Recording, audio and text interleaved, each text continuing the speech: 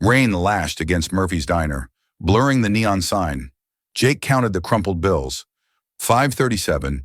Enough for Lucy's grilled cheese, not the pancakes she craved. Papa, I'm really hungry, she whispered. Across the room a woman watched, laptop closed, a plan forming unseen. The honest wear of construction work and his flannel shirt carried the faint scent of sawdust from the job site, where he spent 10 hours a day building homes he couldn't afford to live in. Since Lucy's mother had left them 18 months ago, Jake had been navigating the impossible mathematics of single parenthood on a construction worker's wages. Papa, I'm really hungry, Lucy said softly, her brown hair neatly braided. Despite their circumstances, she had learned not to ask for much. This little girl, who understood more about struggle than any 6-year-old should, Jake studied the worn menu, calculating carefully. A kid's meal cost $4.50, which would leave just enough for a cup of coffee to warm him through the long walk home in the rain. His own hunger would have to wait. What looks good to you, sweetheart? Jake asked, forcing cheerfulness into his voice. Can I have the pancakes? Lucy asked hopefully. Just a small one? Jake's heart clenched. The pancakes cost $6, $1 more than he could afford. How about the grilled cheese instead? That comes with those good pickles you like. Lucy's face showed a flicker of disappointment before she nodded with the resignation of a child accustomed to adjusting her dreams to fit reality. Okay, Papa. Grilled cheese sounds perfect. At the table behind them, 28-year-old Amanda Harrison had been listening to this conversation while reviewing quarterly reports on her laptop. As the youngest CEO in her company's history, Amanda was used to solving problems with decisive action and substantial resources. But something about the quiet dignity of this father and daughter made her close her laptop and pay attention. Amanda had built Harrison Tech Solutions from a small startup into a million-dollar company through careful observation and strategic thinking. Tonight she was observing something that had nothing to do with profit margins and everything to do with love measured in careful calculations and sacrificed meals. When the waitress approached Jake's table, he ordered with the practiced efficiency of someone who had learned to navigate tight budgets. One grilled cheese kid's meal and a coffee, please. And for yourself, hun? The waitress asked kindly. Just the coffee, Jake replied. I'm not that hungry tonight.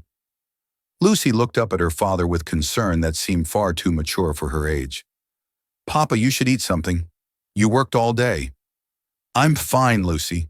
You eat your dinner and tell me about what you learned in school today. Amanda felt something shift in her chest as she watched this exchange. Here was a father choosing his daughter's hunger over his own, doing it with such grace that the child barely understood the sacrifice being made. Amanda approached their table with the careful respect of someone who understood that dignity mattered more than dollars. Excuse me, she said gently to Jake. I'm sorry to interrupt, but I couldn't help but notice your daughter mentioning pancakes. I actually ordered way too much food and I hate to see it go to waste. Would you mind if I asked the kitchen to send over some pancakes? I'd feel terrible throwing them away. Jake looked up at this young woman in her professional attire, immediately recognizing both her kindness and her careful phrasing that preserved his pride. That's very thoughtful, miss, but we're fine with what we ordered. Lucy tugged on her father's sleeve. Papa, remember what you always tell me about accepting kindness when it's offered with a good heart. Jake looked down at his daughter, then back at Amanda, seeing genuine care in her eyes rather than pity. Are you sure you don't mind? I insist, Amanda said with a warm smile. And honestly, pancakes are always better when shared with people who appreciate them. Amanda returned to her table and discreetly spoke with the waitress, not only ordering pancakes for Lucy, but also a full dinner for Jake. When the food arrived, Jake tried to protest, but Amanda had anticipated this. My grandmother used to say that good food shared with good people was never wasted, Amanda said. Besides, I have a business meeting here in an hour, and I'd rather the table stayed occupied by friendly faces. Over the next 45 minutes, Amanda found herself drawn into conversation with Jake and Lucy. She learned that Jake was working on a housing development across town, that Lucy was learning to read chapter books, and that they had moved to this neighborhood because the rent was affordable and the elementary school had a good reputation. Lucy was delightful, chattering about her favorite books, and showing Amanda how she could write her name in both print and cursive. Jake was thoughtful and articulate, clearly intelligent and well-read despite his current circumstances. "What did you do before construction?" Amanda asked. "I was a project manager for a tech startup," Jake replied quietly. "But when the company folded and Lucy's mom left, I needed something steady that didn't require travel. Construction pays the bills and keeps me in town for Lucy." Amanda felt her business instincts sharpen. Project management for tech startups.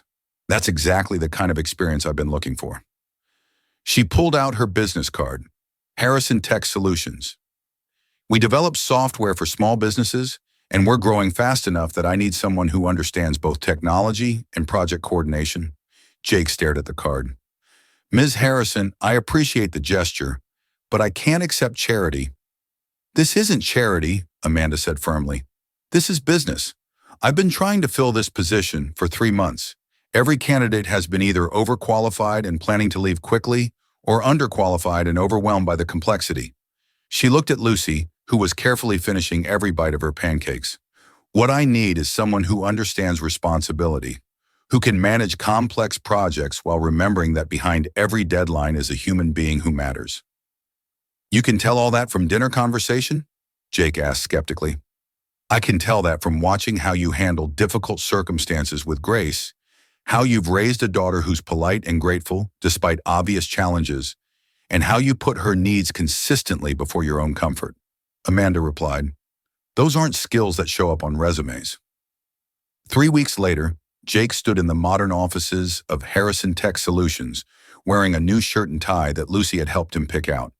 The position paid twice what he made in construction, included health insurance that covered dental care for Lucy, and offered flexible hours that allowed him to attend school events and help with homework.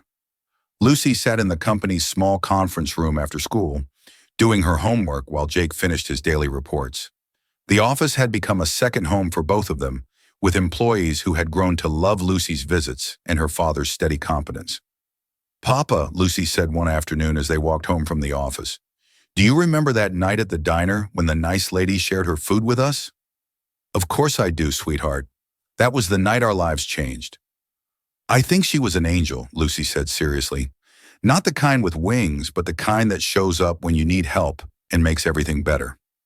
Jake smiled, remembering Amanda's explanation of that evening. She had told him later that she often worked late at Murphy's Diner because the atmosphere helped her think clearly about business problems. She had been struggling with hiring decisions when she overheard their conversation and realized that sometimes the best candidates aren't found through traditional recruiting. "Maybe she was," Jake agreed. "But I think you were pretty angelic that night too, reminding Papa about accepting kindness with a good heart." Amanda had learned something equally valuable from that evening. Success wasn't just about building profitable companies, but about recognizing talent and potential wherever they appeared. Jake had become not just an employee, but a friend, someone whose perspective and integrity had improved every project he touched. The $5 that had seemed so insufficient that rainy night had been transformed into something far more valuable, an opportunity for two people to discover that their separate struggles could become shared strengths. Murphy's Diner became their monthly tradition, a reminder of the evening when hunger had led to abundance, when careful counting of dollars had revealed the immeasurable worth of human connection, and when a simple act of kindness had created opportunities that neither of them could have imagined. Sometimes the most important business meetings happen not in conference rooms but in corner booths, where the currency isn't money but compassion, and where the most valuable investments are made not in stocks or bonds, but in the simple decision to see potential in people who just need someone to believe in them. If this story reminded you that opportunities often come disguised as moments when we choose to help others, please give it a like and share it with someone who might need this message about the power of recognizing potential in unexpected places. Subscribe for more stories about how acts of kindness create ripple effects that change multiple lives. And please comment below about a time when someone saw potential in you, when you were struggling, or when helping someone led to unexpected opportunities in your own life. Your story might inspire someone else to reach out with generosity.